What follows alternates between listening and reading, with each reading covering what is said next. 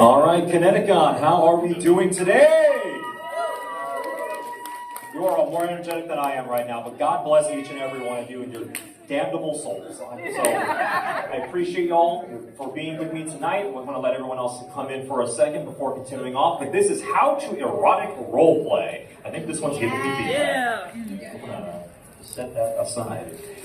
So this is how to erotic roleplay, because believe it or not, there is an art and decorum and patterns and everything with this. It's not just being a gooner, although I suppose that is a non-insignificant part of it, although I've met a lot of asexuals who are really, really, really into this hobby. It's very surprising. There we go, we have some right here in attendance. God bless. I'm demisexual and I'm into it, so...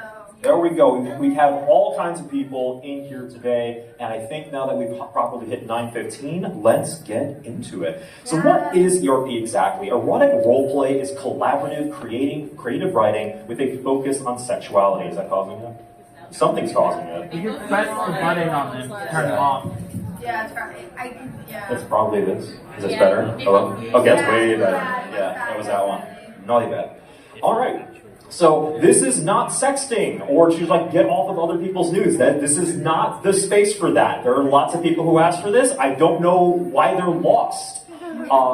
This is not a hobby to find. There's something still going off. Is it you? Oh yes. There's a button right on the bottom. Yep. Oh yes. Hello. Hello. It's still every time I do this panel, there's something wrong. It's okay. We're on here for you. There we go. That was off. And this one's being held up. Success! All right. So this is also not a hobby to find the love of your life. I've had a number of experiences like this. It's really weird. I don't know what the game plan is for trying to find someone on the other side of the planet, but sure. It is also not to have people help you write your own erotica novel. I am not being paid to write my own stuff, so I don't know why I'm being paid to now write yours. So let's get the right mindset, expectations, terminology, habits, and so forth to respectfully ERP with other people and actually have fun doing it. So let's talk about the ERP spectrum, because there's a lot of different styles in this hobby, and even layers where it kind of blends into some of the other activities I just mentioned. We have on the far left, we have sexting, which is about 1 to 3 sentences per message. Sex is the entire point of this. Everyone pretty much ends when they're like, okay, I've done it. I've had my fun.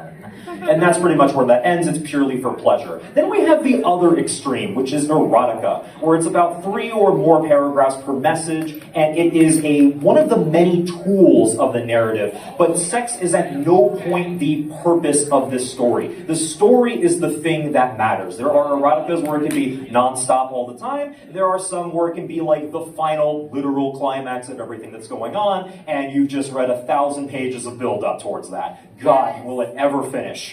No! What? It's all about the edging. I gotta move on with my life at some point, damn it. No. So, and ERP, I'm going to say, is somewhere a little bit in the middle. It's about 1 to 3 paragraphs per message is probably a good standard I've seen a lot of writers use. And sex is something that punctuates the story. We are expecting that it will happen, but it's not necessary all the time, and it's not always the point of the action. There's an equal mix of story and pleasure, as it were. We're somewhere in the middle. So let's get into understanding sexuality. What is it that we're adding into our role plays, into our stories, that's actually making all of this different and changing, spicing things up? So I have what I'd like to call the fuckery of needs. Okay? It's the same thing as the hierarchy of needs, just for sex. So just like the old one, we have all the way from the bottom all the way to the top. You have to have the bare minimum on the bottom before you can get to the more better or spicier stuff towards the top. Okay? So the bare minimum is basic intercourse. You have genitals that are brought to orgasm. If you are in this spot, you are bad at sex, I'm sorry, or bad at ERP. If you're just slamming at each other until something happens, not exactly sexy. Then we have pleasure and skill. This will be things like foreplay, aftercare, characters being confident, or even if they're not supposed to be confident, at least you're confident as a writer. And also like the notions of safety and actual pleasure. This is where you can caress someone, or perhaps, do things that will get them excited and not just, all right, we're going in. So that's very uncomfortable, but I've tried it, it's not good. So then we have kink and context. This is the core of ERP. We have the 5 questions here. This is where the story happens, the fulfillment of ideas. It is usually, it's often unrelated to sex itself. For example, wearing latex has nothing to do with making more people, and there's nothing about it that helps you have more sex per se or anything like that. It's completely unrelated, but some people like it because, damn it, we like to be shiny, right? These are the types of things that get very much highlighted in ERP, things that are not the actual act because, well, you're probably not in the same room as your writing partner, so you need to substitute a lot of things most of the time. And finally, we have bonds and connections. This can be very taboo in the community. Erotic roleplay is a very mask-on hobby. No one knows anyone's name. No one knows. ASL is a forbidden question 9 times out of 10. It'd be really weird if you're like, yeah, you write really sexy stuff. What's your address, no phone number, and everything like that? No, we don't do that here. So people tend to have very strong and very rigid, boundaries with this hobby. But that doesn't mean you can be a jackass, okay? You should like the other person you're writing with. You can still be polite and understanding. Be like, hey, I hope you're having a good day. Don't tell me where you live. That's forbidden knowledge. But I hope life is good. You cannot be a jerk.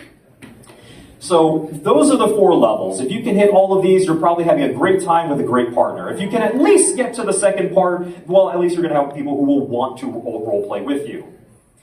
Now, let's understand kink, because without the body and with the stranger, kink and context are all that we have left to embody the scenario and the sexy romance of it.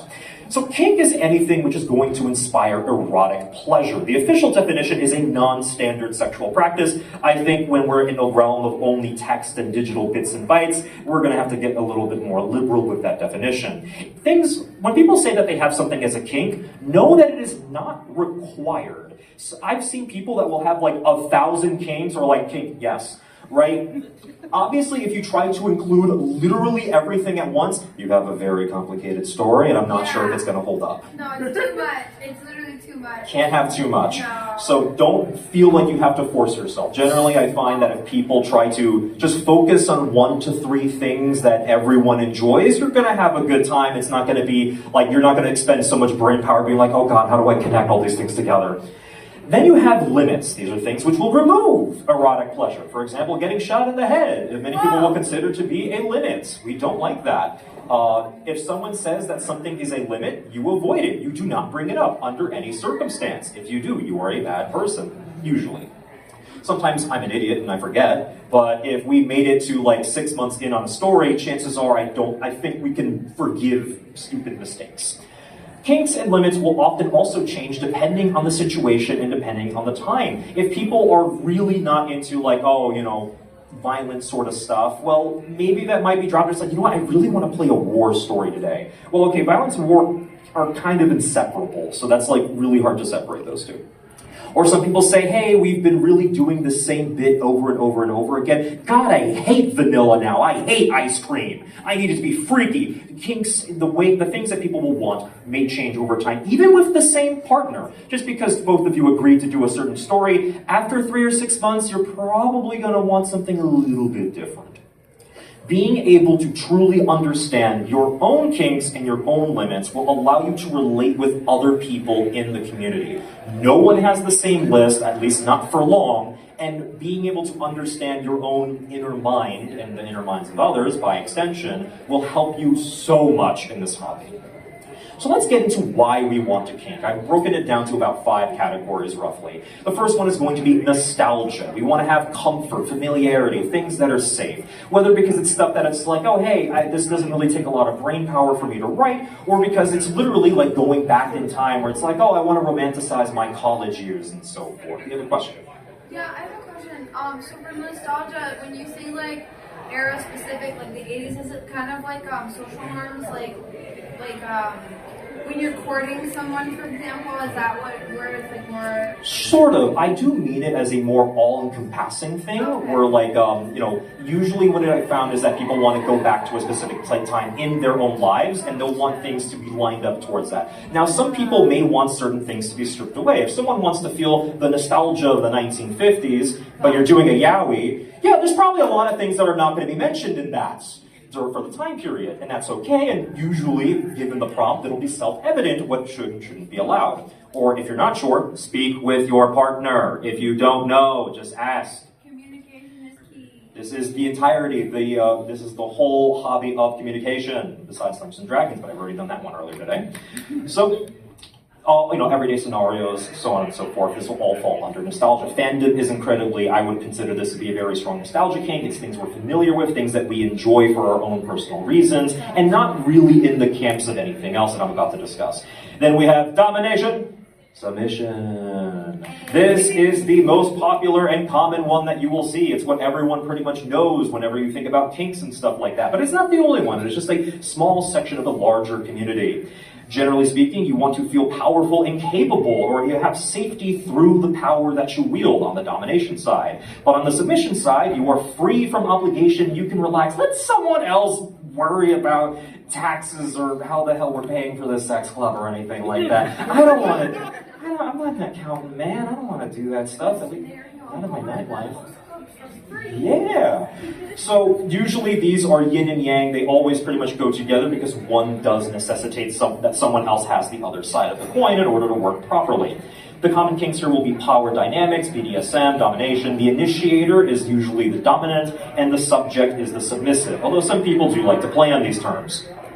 Then we have acceptance. These people want to feel wanted. You want to feel desired as yourself in your own body. You are the protagonist. You are the one with the harem. You are the one that's like, damn, people just can't resist me. Often common kinks that will be associated with this are praise, body worship. We'll say very persistent partners to keep things in some level of decorum. But persistent in a good way, in a way that's actually requested. Why we kink too? We have physicality. Some people really like to touch. And even though ERP is anything but that, they find ways to compensate. We can do this with heightened descriptions, whether it's extreme proportions, drug use, or very expensive vocabulary as I caress my hand across the length of your thigh, and all of the hairs on my back begin to stand up. Things that will evoke lots of imagery, lots of physical reactions is where physicality comes in. And then we have novelty, where you want to embrace fantasy and just try new things, because the human body, regrettably, has only so many limits. This horrible physics of which we're all victims of. Common kinks here will be non-human partners, hentai logic, the weird and the surreal. And something that I want to go into with this is a story of another roleplay that I did have back in time, which really punches to the point of why this is important. Why am I giving you a philosophy lesson in sex, if such a thing could have even been thought about? I'm sorry, Sigmund Freud, you're being replaced. So, in this story, what happened was that someone put up a post about, hey, I want to do, patient falls in love with a doctor. I'm like, okay, I've never done that before. It's a classic. I've just never gotten around to it. I'm like, oh, how novel, how novelty. I want to try that out. I'm not going to be a doctor. Blood is icky, but I'm willing to suspend certain things for this and everything. And we had a great time. It was fabulous, so on and so forth. And then about 3 months in, I'm not a doctor. I have no idea how to continue the bullcrap analysis or medications and so forth. I don't know what I'm talking about. I'm kind of freaking out. I don't know how to continue the story. My partner, they are not stopping. They are so into this. And I'm like, I need to stop. I cannot do this anymore. Instead of just ending the entire story there and leaving away what would have been otherwise a fantastic writing partner, everything else not included, I said, wait a minute. I'm here for novelty. This was cool, it's no longer new to me, I cannot keep this up. Why are you still so into this? I'm curious. And they looped back around and they said, excuse me, I'm trans. This is nostalgia for me, and acceptance. This is me romanticizing and reminiscing over my own relationship of coming out later in life and interacting with my medical professional. Maybe those feelings may not be completely healthy, but we're exploring them in a more healthy way that's completely out of the way of the medical system. And I said, oh, wait a minute, okay, hold on a second, I can work with that. You know, if I may ask, around when did you know that you were trans? Like, oh, around college. Can we do college sweethearts? I can do that. And then we kept going for about another 6 months to finish the story and get into a whole big love triangle with the doctor and the boyfriends and everything like that. I'm like, this is why this all comes together. So many people, I constantly see this in the community. We bemoan, we had great partners, and then suddenly, somehow, it stopped working. 9 times out of 10, real life's a bitch. I have jobs, I have bills to pay, I do have a family, so on and so forth. But if you can salvage it with just a little bit of a change in perspective, with a little bit more understanding, then you can hold a great situation for a lot longer. And of course, there's other reasons to kink. There's more than just the 5 or 6 that I've observed here. This is not a full list, but you know, that's impossible. Everyone can like something for any number of reasons. And no one kink is owned by any one reason, as I will show in a moment. So there's all, yes, question. Can we close the door? It's kind of loud. Can we close the door? Is something we do? Oh, okay. I will pay you in a smile. All right. I'll take it. Yeah. Thank you so much. I'm surprised they allowed it to be open for so long. Then we have different types of kinks. So it's not just why we're doing the thing, but under what category can we say that these fall into? So there can be public actions. So types of kinks number 1 will be attention. It can be public actions, receiving or giving praise or insult. Anything that puts a spotlight on you, or maybe someone else. Maybe you're the person who doesn't want the spotlight, but you like seeing others. Anything from I love your eyes in the middle of a long romantic sonata diatribe to, you know, mid-street exhibition in a cup chair. Whatever makes it work, man. You know, if you just want to be the star of the show, go ahead. There's a couple other things. There can be danger, which is anything that involves surviving risk. It is the thrill of adrenaline and what you're doing. It can go from as light as a spang to fucking safety from the horny jaws of defeat. Or literal Russian roulette, sexual style, or something like that. Kakaguri is crazy anime. So then we have roleplay within our roleplay. We have roleplay cubed. This is usually just being something that you normally aren't. You can be a furry to hot doctors who are terrible at their medical degrees, or just any sort of general transformation, being something you normally aren't. This is the eroticism of fantasy itself, again, looping back into that earlier reason. It doesn't have to be because, oh, I want to feel hentai logic or anything like that. It could just be the idea of, again, I wanted to be a doctor for a few months. How fun is that? Yes? I just am curious, did you involve HIPAA in what you wrote for the doctor and patient thing? Yes. I did look up a practice form and was like, okay, yeah, you have to sign this. And I'm like, I need something, like I knew I wasn't going to be there for the day. I'm like, I have like shit to do. But I'm like, okay, I need to make it look like I paid a lot of attention to this. So I just copied and pasted an entire HIPAA form. And that was my submission for the day.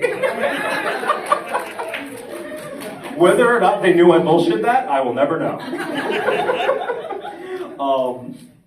So restraint, we have literal physical restrictions, handcuffs or bindings, but these can also be behavioral restrictions like societal pressure, FinDom, or literal mind control. Or there can be other restrictions like orgasm denial and so forth. Being told you can't do something and either trying to figure out your way around that like a crazy pulp action hero. How do I get out of this one? Or, you know, like, hey, again, you want to just relinquish responsibility. It's like, oh, I don't have to worry about this anymore? All right, sweet, awesome. A couple more kinks that we have, I think, are these backwards? Yeah, these are backwards, my bad. We have selection. These are things that you want to be picky about for whatever reason. It could be a specific brand of cologne or a specific body type that you just like better, particular traits, locations, activities. Some people just like certain things, and that's fine. There can be sensations. You just, again, this kind of goes back over to those who want the physicality and everything. You want to feel something in a more literal or physical sense. Again, you're focusing on the details here. It can be ice cubes or candle wax flowing down the skin. Or it could, again, hard drugs, extreme and unrealistic body parts, so on and so forth. Taboo, this is everything else. You want to do things that are bad for their own sake, whether it's the thrill of not being caught or because you cannot legally launch nuclear bombs in real life. But damn, you would be so horny if you did that. I've seen the prompts, it's crazy. People are great. So now, we've talked about the basics. I've given you all your introductory classes. You all now have your philosophy degrees in sex. Let's actually see how do we get into these communities. Yes, it is. So usually you have one of three options, at least for online spaces. You have dedicated forum websites. You can have semi-private groups, i.e. like dedicated discords I've seen are very popular. And there's also just mass public forums, like Reddit. I have suffered, so you don't have to. Often, you will be required to make a kink and limit list to quickly communicate what you are and are not searching for. Most serious places will have this as a default feature, or they will just have other ways to kind of work around this, because otherwise, every single conversation is going to begin with, what are your kinks and limits? You have a question? Or you go here. No problem, sorry. Usually, there is an advertisement that is posted in which a person will request their partners for ERP, and you will reach out to that person to discuss further in private. Now, there's a shorthand language for this entire hobby, and I'm just going to call it X for Y. Generally speaking, it's going to be a certain type of gender or role requesting for the opposite. So you can have the very common genders, which will be M for male, F for female. Trans can have a lot of different connotations, but often it'll be, FTM, TM, MTF, TF for the different types to also indicate, like, hey, which body are you going to be working with? Because that can change a lot in the prompt. Non-binary will be NB, A will be any. You are open to writing any kind of character under any kind of situation. Again, we're here for the story. Then we have other sort of genders. Usually the most common of those two will be futanari and femboy. So I understand that there are real-world connotations with these, but I'm going to be focused on this specifically in the terms of how the community understands them. Again, they have different gender roles in these spaces. They kind of imply certain things about the story that wouldn't otherwise be true. Then we have very specific ERP terms. Sub, dom, switch. For example, you can have fdom for msub, would be an example of how that would be fully written out. You can have P or PAS, which stands for playing as. For example, I want to play a futanari for anyone playing as a non-binary character specifically. Then there's GM, or Game Master. You are in control of literally everything, and someone else is your main character, your shining star in the story, with which you bend the rest of the world around them. They're very popular. Multi or multiple plus the plus sign also. These are usually for harem. For example, it could be, female to male looking for multiple femboys. And that's for literally having multiple partners. You're going to be in a chat with multiple people, all of you attempting to work together to try and make one story. Or again, maybe someone is okay with playing multiple characters and managing the mental load of all of that. So, yeah, there's a lot. And depending on the communities, they can get even more specific. I think another one that I see every so often is MO for monster. So I'm sure you can imagine what that means. The anatomy of an ERP ad. So generally speaking, you want a title that is a short description or vibe of what is being offered here. And you will include the, the X for Y format. So for example, it can be like, oh, hey, M4F, knight saves the princess or something like that, right? Just a short idea, what is this going to be about? What are the main characters involved? And any other important information. The poster will also include their links, their kinks and limits, if appropriate, or again, depends on the community you're in. If you're supposed to just check a certain place, you'll go and check that for the poster. Also, the time schedule and duration for the roleplay. This is not common at all, but god damn it, it should be. So I am going to, all of you coming here now, I need you to put your time schedules for your role plays. I'll finish that and I'll take your question. So generally speaking, for example, hey, I want each scene to be resolved in about maybe 3 days. Or, we should be online with each other writing for 2 to 3 hours per day. Or, hey, I'm going to be online between this hour and this hour, give or take, right? Because knowing whether or not someone's on the other side of the planet and saying, wow, that's a really cool idea. When can you post? Oh, we are not even in the same continent. Cool. All right, there goes that idea. Right? Can instantly kill an otherwise great vibe and everything, or just waste in general a lot of time. Putting the times that you're actually available will save you so much headache. Question? So I play Final Fantasy 14. The schedule is becoming a little bit more often now because Thank God. across like the world, so it's becoming more often now. I'm not surprised that Final Fantasy players are the ones who are like at the cutting edge of this. that tracks. I feel like before it was the IMU people, though. Like, Probably. Like, to add really quick, yeah, when with Final Fantasy 14, when you things go, when you had like ERP exists and sexing exists. Yeah. In Final Fantasy 14, ERP is sexing. Sexing doesn't exist. ERP it's a lot kind of like spontaneous, very Just going casual, at it. just like an hour or two, just I don't know how. I learned a lot of much more but Probably. yeah, in Final Fantasy context, ERP is the sexing. Yeah, and just like full clarification, when I'm trying to discuss certain terms and quotes and things like that, this is my understanding of them. It can very well change for certain communities. This is the communities that I've been to and that I've experienced. I've been in the larger pools, like the mass forums and stuff like that. That's probably not indicative of something more private, something more intimate, smaller player counts and stuff like that. But again, yeah, but at the very least, it should be giving you a scaffolding of what to expect. And why, hopefully, why these things are expected. I mean, I hope everybody goes through it like this in like exhibit detail because like I feel like there's a lot that I've been stuck in the past where it's like, wait a minute, this is taking 5,000 years of my life. Can we speed this up? Yeah, we'll get to that as well. I hate that when that happens too. It's like, can we move the story, please? Right, yeah. So, a couple other things that are common or but otherwise optional for advertisements. You can have reference images of the characters involved, so that way everyone has an idea of like, I'm sorry, what color was your hair again? So I can like complement it properly.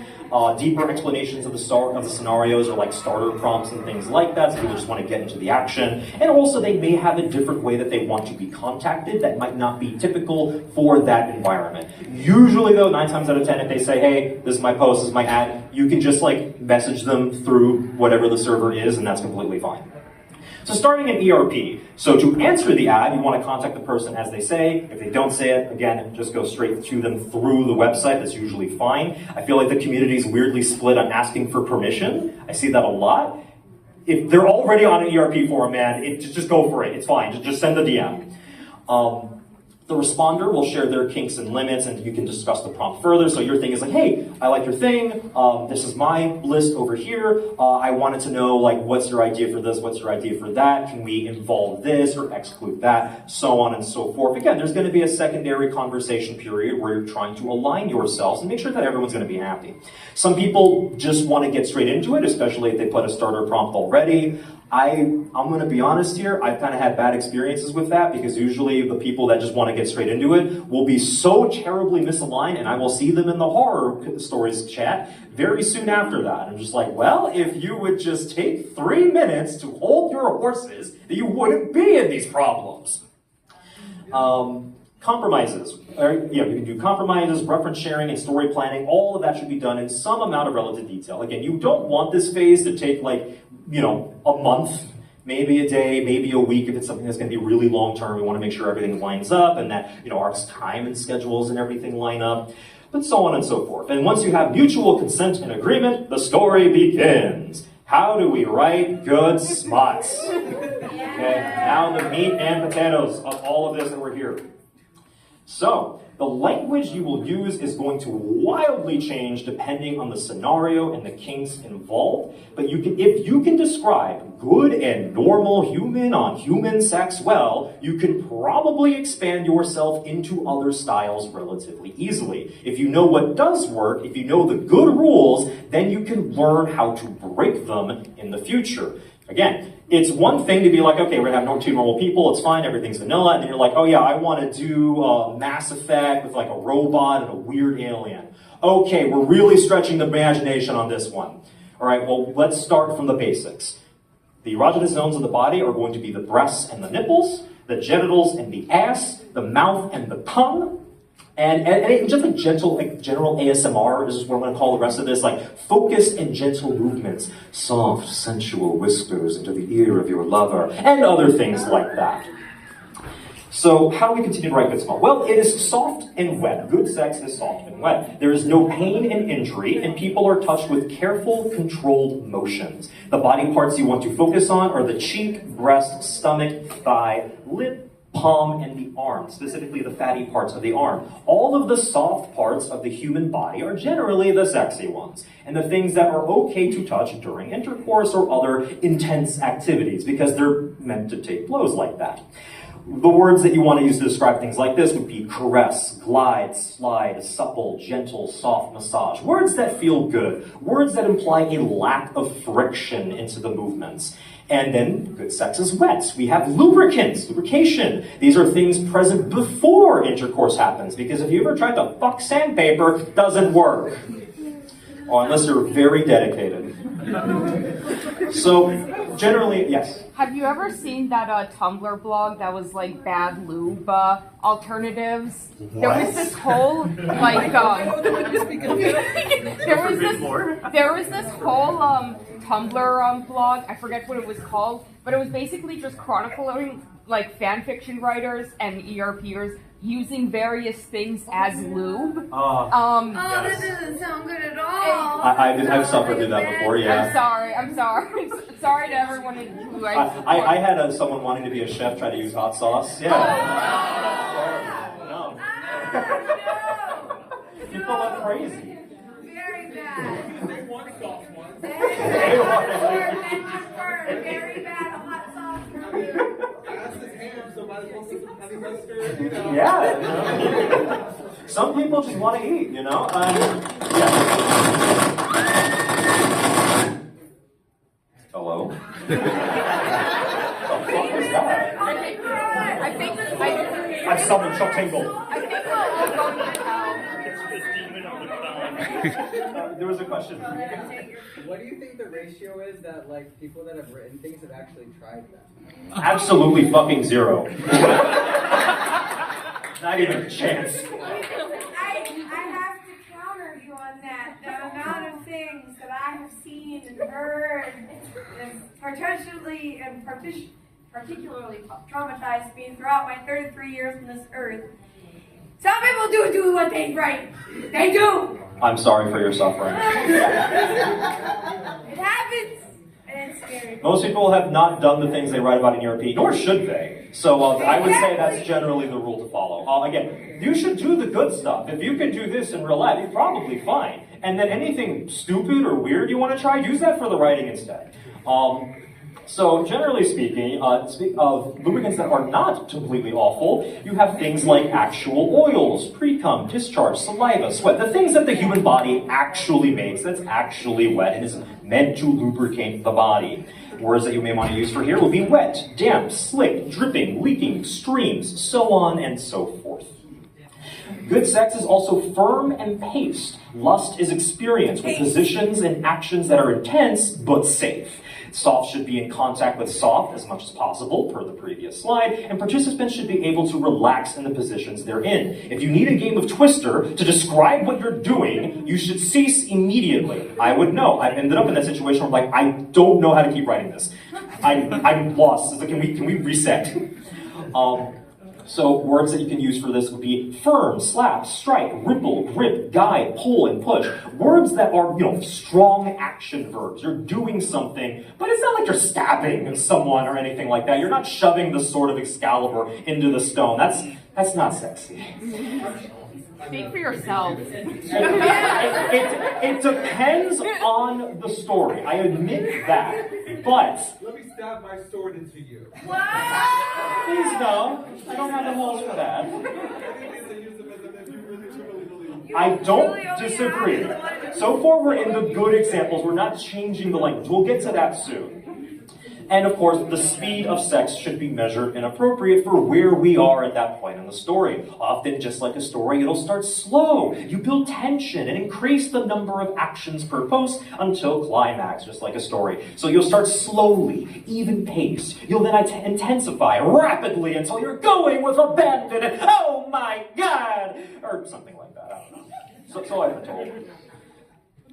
So how to write good smut number 4. It's comprehensive and in context. There is more than just the erogenous zones. There's more than just the physical body. Have some dirty talk, some conversation. Add to the story. Give some praise. Talk about the goosebumps in the body, some light scratching, the lubricant spreading across each other, temperature rising, the electricity of nerves, the vibrations of the bed you're probably destroying in the narrative. Also, like, scents and smells kind of go a little underappreciated. People usually immediately assume the horror story aspect of it. Please know, we have perfumes and colognes for a reason. The smell of foods after a lovely dinner. The body could be described as being a little salty in most situations without having to get too far much more than that. You aren't in a void also. Please remember the environment that your characters are in. The furniture could be shaking, the room could be creaking, the AC is cooling you down just as you're heating yourselves back up in spite of it. The soft padding of the bed under you or the coarse clothes that you're wearing, having not taken them off because you were too impassioned to go for it. Also, like, do callbacks, even in the middle of sex. How did your characters get here? What was the plot again? Why does it matter, and who the hell are the two of you people in this situation? Again, that's why we're here. The kinks, the plots. I swear to God, that's why we're here. It was not Swex thing, I swear. So, let's get into some languages and how they can be conceived as sexy. Du fromage. So, a smut dictionary, I find, is something that isn't real. As we've just described, the sword of Excalibur stabbing me through the chest could very much be a very powerful euphemism.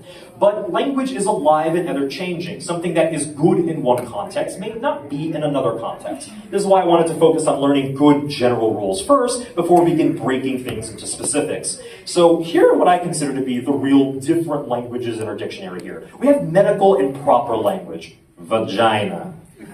Penis. The gluteus maximus. Yes? What is your opinion on the word member? It's fine. I'm a member of many organizations. I find like it's someone trying to be slang and medical at the same time. I recognize it as like someone's trying to transition through things or they ran out of words for the word dick. Again, I don't blame people that want to spice up their language a little bit because when you're using the same word for 3 months straight, yeah, I'm getting a little bored of it too, I'm going to be real. But like, I don't hate it, but I understand 9 times out of 10 it doesn't work. So the classics are classics for a reason. So, and again, the idea with medical proper language is that usually it's cold and distant. Your partner is a subject of interest, less of a person. I don't really mean this even in a bad way. We haven't really gotten there yet in the story. They may not even be fully aware of each other's presence here. There's like, that person's penis is out. Oh dear. I hope that's not gonna fuck me later.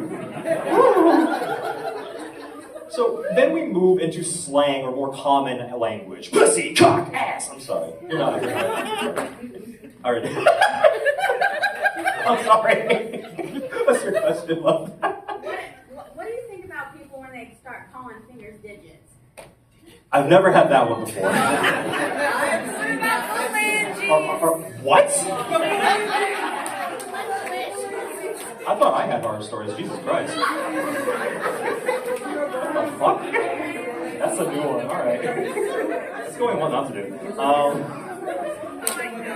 So yes, the normal words that we would expect to hear for sexy time are more common. They're readily understood. They're the standard language that everyone actually uses for these things. This is where, okay, sex is becoming more into the conversation here. Then we have metaphor or poetic language, as our lovely Excalibur user is aware of. These would be our flowers, our swords, our pillows. Generally, you want this language to be complimenting. You want it to be clever, but some people find it distracting, right? So you want to avoid words that have negative meanings, generally, unless your partner is into that. But that's sort of the idea with metaphor and poetic language. You're trying to expand things a little bit more and not use the word dick 9 times out of 10. But, that's what we got. And finally, we have onomatopoeia. These are sound effects, your plaps, your plishes, your splunks. This is more primal, immersive, or silly language. Some people fucking hate this with a passion. So have your own interpretation of this, but generally you're making up your own words for literal sound effects in your writing. Now, how do we actually use these languages? Because I would argue that people use multiple of these languages in any given session for different purposes. Generally speaking, medical and proper language is used first. The situation has not become erotic yet. Or it just began. It may even be used later on in the story when it's like, wow, that just happened. I just saw your vagina. Oh my god. So, right? You can loop around to different languages. Just because I'm giving a timeline here doesn't mean you're stuck to that. Just understand how people generally conceive of it. Then you have the slang and common language. This often comes into second, where characters accept the fact that they're in an erotica. It's like, oh, well, I guess I'm gonna fuck someone with my dick today. Oh dear. Back into the fields. So this will often continue for the rest of the scenario. Once language switches over to common, I find that it kind of sticks there for the rest of the session. And, you know, it often gets more and more extreme as time goes on, as we don't just go from little like, oh, you know, cockballs, whatever, to like, fuck, shit, yeah, awesome, cool, hell yeah, fantastic, hello again. Round two, fight! So, metaphor and poetic language, I say people use this as necessary. You are either a fan of it or you are not, or you are bored of the current 3-month session that you've been doing, or you are not, and you're trying to just mix things up a little bit. Once again, try to compliment your partner more than not. Don't, like, be weird or insulting with your words. Don't use words that people don't understand so they don't know if you're insulting them or complimenting them. Like, if you're gonna use fancier language, use it like something that someone's probably heard of. Don't call me like, oh, the crow's nest of a ship. I'm sorry, what? How is that? Oh, well, we know that, but the commoners don't. It's true, it's a beautiful view. But nonetheless, that's how that goes forward. And onomatopoeia, I find people will switch to this when the sex is actively happening. We're in the moment and just kind of enjoying that, as it were. It allows you to relatively quickly describe many actions happening at once. Plat, plat, plat, plat, plat, plat, plat, shit like that. And it's a language that's also better for the environment to speak to your characters, as it were, than for people. And for example, if something thuds off of the shelf and crashes next to you, for example, things like that will be more appropriate for onomatopoeia. Now, how do we write good roleplay? Not good sex, not good smut, just being good writers with a partner in general. This is good whether it's safe for work or not. The context will always change what is or is not ideal, but you can simply prefer a certain style of writing. Overall, though, I find that this is to be a pretty good formula.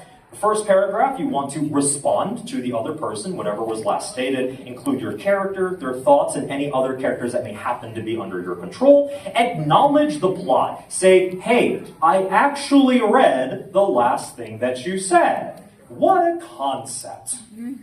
The second paragraph, you actually take your turn, as it were. You perform your actions, include how the environment and the other NPCs may respond to you, and continue the plot in general, trying to bring the story to a conclusion. If you are the first person in a scene, you are allowed 3 paragraphs to set it up, and ensure that your partner is directly addressed in the last paragraph. Oh, we're in Tokyo, we're hanging out, we're at a convention, blah, blah, blah, blah, blah. And then you, over there, see this sexy hunk of person. What do you do next, right? Again, let the person know, like, hey, it's your turn. Especially when you're the one setting up, because I've seen some people send, like, 10 pages as a setup, which is a lot. But, you know, again, at a certain point, I'm like, wait, what am I replying to? I'm so confused. Don't tell me all of it. That's bullshit. For one horror story here, in terms of like not acknowledging your partner, I was a dungeon master for a GM for erotica for someone, and they wanted a whole thing. They wanted their character, you know, like she was supposed to be like a new mage. She's a wizard. She's gonna take over New York or some shit like that. It was a whole thing. It's fine, whatever. I'm normally a dungeon master. I'm used to doing this sort of thing. I spent about a week doing the preparation and everything, and I do, okay, we're gonna have like 3, I think it was like 5 paragraphs maybe of startup where it's like, oh, new mages, they have like this revelatory experience, and like they get their spirit quest from this or whatever, right? I'm like, okay, I describe the spirit quest. My character wakes up and it was all a dream. I'm going to fucking kill you. They asked for a whole week of work and then immediately threw it all out. And you can bet how I ghosted that person. I was fucking pissed. Oh no. I don't ghost people. I'm like, nah, fuck this, I'm out. That's so disrespectful. How do you make a good prompt? What if you're not the person replying to others? What if you're like, no, I want my story, or damn, none of the people here really share my kinks, or do they? Maybe I just have to suss them out of the environment here. Well, you may want to make your own prompt. So generally, you want to be short and to the point. What is the main kink and vibe of all of this? Whether it's BDSM and star-crossed lovers, fandom and their spoiling harem, power dynamics and an underdog story. Yes? how long of a period is it that you like research into like the character dynamic? Like say like you said the thing about like again patient doctor. Like how far into the research did you go in like researching like doctor and medical field? So I'm a world-renowned bullshitter, so usually not too much. It really depends on my mood, on how deep I want to go with something, or how deep the other person wants to go. Genuinely, it depends. Some people, it's just like, oh, I kind of know what this is, and I'm just going to ad-lib this person to seem like they just want to get into things, so like whatever.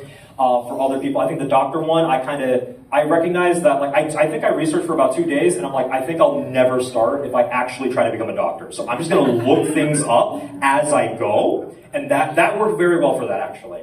I think the one where I did the most prep work was like someone basically wanted to write like their own erotica novel or whatever. But it was like something where I'm like, wait a minute, this sounds really cool and interesting. I'm kind of into this. We ended up making a world that was like Bloodborne, but like slightly sexier or something. I was like, wait, this is like, I kind of want to play this like for real. Like not even for like the sexual aspect. Can we get Bloodborne? When can we get Bloodborne 2? I need it. Right in my veins.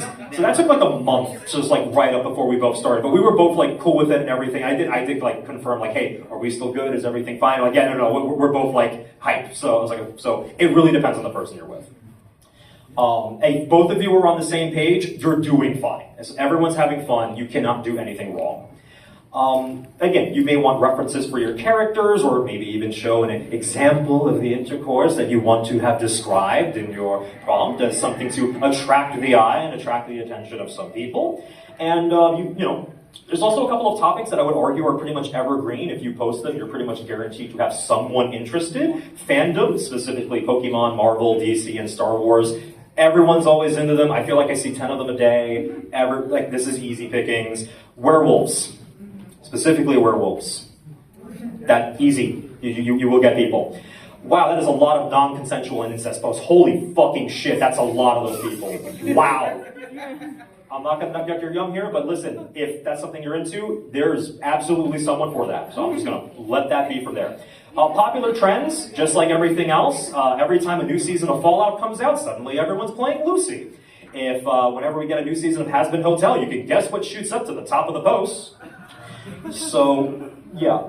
So fandom, whatever's popular today is probably going to be a thing. I think we got like a lot of like, I think interracial and like football was like a huge thing because the World Cup is on right now. So like that's like a super popular thing right now. If you want to fuck the stars, like the football players and stuff. Hey, listen, if you just want to write to somebody, you don't care what it is, just go hop on the bandwagon like everyone else.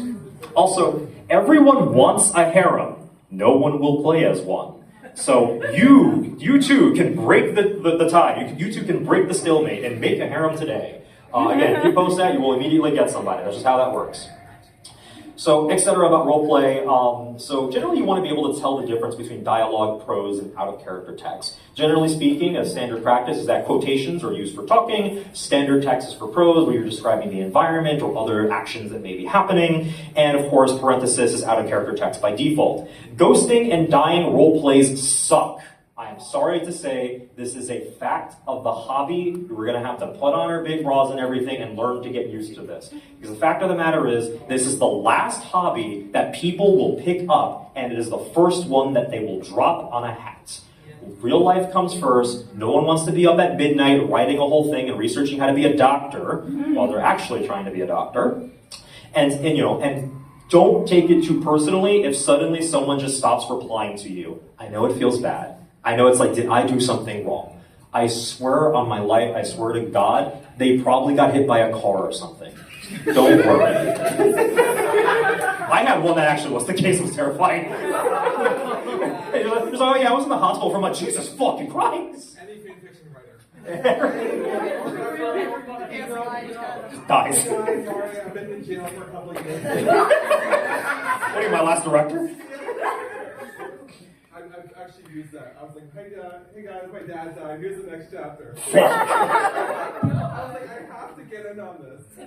Hey, listen, whatever works, right? And that's just life. We can't control what other people's lives are like. So I recommend having multiple partners, but not so many that you burn out. I generally recommend like maybe 3 partners at a given time. I've personally found is like okay. It's like, okay, I can kind of switch around to these. One of these 3 people, maybe 2, maybe all 3, drop off the face of the earth at a given time, but I have someone maybe who is still here that I can still work with. So try to have a little bit of a backup just in case. Again, privacy is paramount in the hobby. Many people will use burner accounts and insist on encrypted chat communications. Don't ask for personal information. Please don't do anything taboo that you would regret later. And of course, please respect people's insistence on privacy. It is so standard, even if you don't agree with it, there's no point in arguing with it. In the event of bad actors, as a moderator, I am begging all of you, please report people to the admins and block them. There are always horror stories of like, this person's running rampant in this community, blah, blah, blah, blah. And it's like a million different private channels and no one thought to call it an admin, right? And all the damage has already been done. The community's half dead. And it's like, if someone just reported this from the very first instance, that motherfucker would have already gone. So please, please, just because this is a very private experience, is a very private hobby, you are doing this through platforms held by people that really do want you to have a good time. Don't forget that you are in a larger community and there are people and resources out there to help you. Please use them. Don't get caught in your own bubble. And with that, we are about done. There's a QR code for the Discord and another one for these slides specifically. They will not be on the Discord, but if you want to reach me out in any other way, I am Desk Knight on the Discord, and you can continue to talk with me from there. Thank you very much for attending. Thank you. How much time do we have? Oh, we had a pretty good amount. Oh, are we over time? I can't tell. Wait, it was 9:15, right? Okay, we're almost done. We've got like 10 minutes. Yeah. All right, let's start from the current slide. So if there's any further questions or situations people want to talk about, I'm here to discuss, but feel free to leave as you are wont. Yes, over there. What would your advice be for someone who has never done any sort of ERP before, but is interested in doing it? If you've never done ERP before, I would say I would argue you should probably start with just normal, regular roleplay and see like getting a story done from start to completion, just to like get into the groove of it, get into the vibe. Because really the only thing changes is you start saying curse words more often. Like it's honestly about the same. You know, yeah, there's the whole sexual aspect of it and everything, but like oh, how do I get better at the sexual aspect? I mean, get laid, I guess, but I mean, I feel like it's a little outside the bounds of this panel. Yeah. Get your codes, codes here for everybody.